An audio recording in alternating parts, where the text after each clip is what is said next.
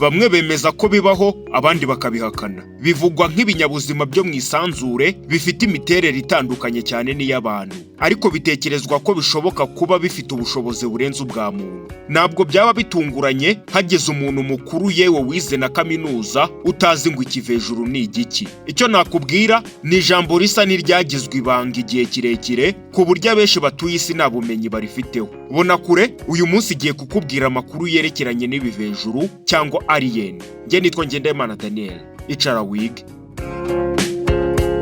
Uko iterambere mu bya siyanse n'ikoranabuhanga rikomeza kwiyongera, amwe mu makuru ajyanye n'ibinyabuzima byo mu isanzure yatangiye kugenda amenyekana. Bamwe babyita ukuri guke kubera imyemerere yabo, abizera Bibiliya bo bakavuga ko ari imbaraga z'umwijima zidashobora no kugaragara. Urujijo rwakomeje kuba rwishi, hibazwa uko ibyo binyabuzima byaba bibaho. Ubwo turacyavuga alien. Uko byagera ku isi n'icyo byaba bije kuhakora. Niba bishobora kuhabana n'abantu cyangwa bizaba nk'abafasha b'ikiremwa muntu. Ni inkuru ndende ishobora kuba iteye ubwoba kuri bamwe ariko ikaba inateye amatsiko ku bandi. Impaka z'igihe kirekire zatangiye kugabanyuka. Abantu bamwe bahabwa ibihamya n'ibimenyetso batangira kwemera ko alien zishobora kuba zibaho. Urabyumva?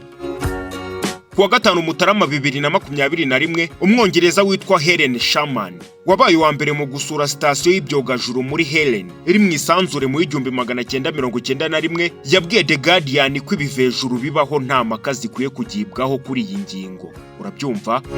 Uyu mushakashatsi w'imyaka 56 yavuze ko binashoboka kuba ibyo binyabuzima byaba byaramaze kugera ku isi, ariko bikaba bitatworohera kubibona. Ibyo ari byo byose afite uruvugiro kuko isanzure yarigezemo ndetse arimaramo iminsi 8 yose ari mu bushakashatsi. Ubwo yari afite imyaka 27 y'amavuko nibwo ibyo yabikoze. Ubwo yaganiraga na CNN kuwa 19 Ukuboza 2017, Louis Elizondo wigeze kuba umuyobozi muri Minisiteri y'Ingabo ya Amerika ariyo Pentagon yavuze ko hari ibimenyetso byerekana ko ibyo bivejuru bibaho. Yabitangaje ubwo yari abajijwe ku mushinga Pentagon yigeze gukoraho ubushakashatsi ku byo bamwe bita kibona umwe. Elizondo wari uhagarariye ubwo bushakashatsi yavuze ko hari ibimenyetso bigaragaza ko hari ibindi binyabuzima byageze ku isi. N'ubushakashatsi bwari bugamije gusuzuma niba kibona umwe zari zaragaragaye mu kirere cya Amerika zishobora kuba hari icyo zahungabanya kuri Pentagon. Byavuzwe ko byari ibintu bigaragara mu buryo budasanzwe, ku buryo hari ubwoba ko byahungabanya umutekano.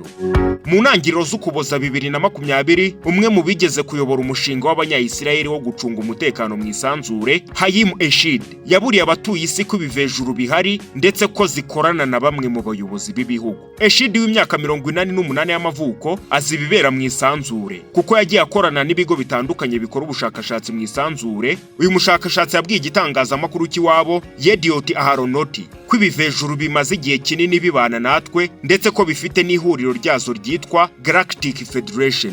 Ni kenshi uzagenda ubona ibimenyetso bigiye bitandukanye bakubwira ngo uyu muntu bitewe n'imbaraga afite cyangwa iki gihugu bitewe n'imbaraga gifite gishobora kuba gikorana n'ibivejuru. Ayo makuru mu yandi magambo ashobora kuba ari ukuri. Reka twikomereze.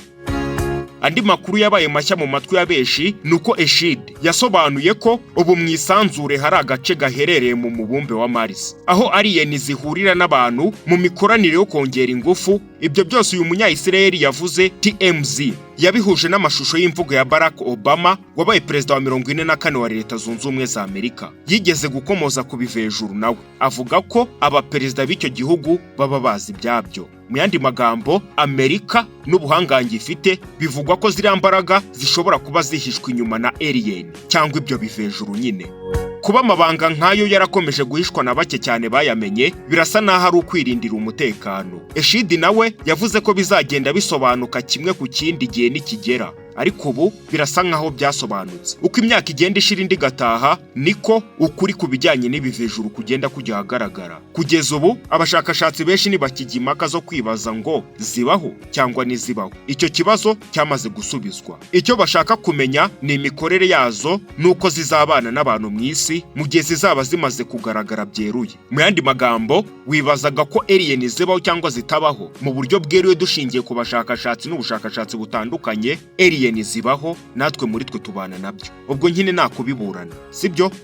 Iyi nkuru ishingiye ku nkuru n'amashusho by'ibindi bitangazamakuru birimo ibyo mu Bwongereza, Amerika na Isiraheli, n'ibiganiro ibyo bitangazamakuru byagiranye n'abashakashatsi banyuranye bazi ibijyanye n'isanzure. Ubu se ngarukiye aho mwandenganya? Ibyo kuba alien zibaho, ibyo tubonye uko ari urucabana, ibivejuru tubana nabyo. Reka mfungire hano, ahubwo ubaye wifuza iby'ubutaha twazagarukaho, duhurire hasi mu bitekerezo. Iyi ni Bonakure, amahoro y'Imana bane namwe.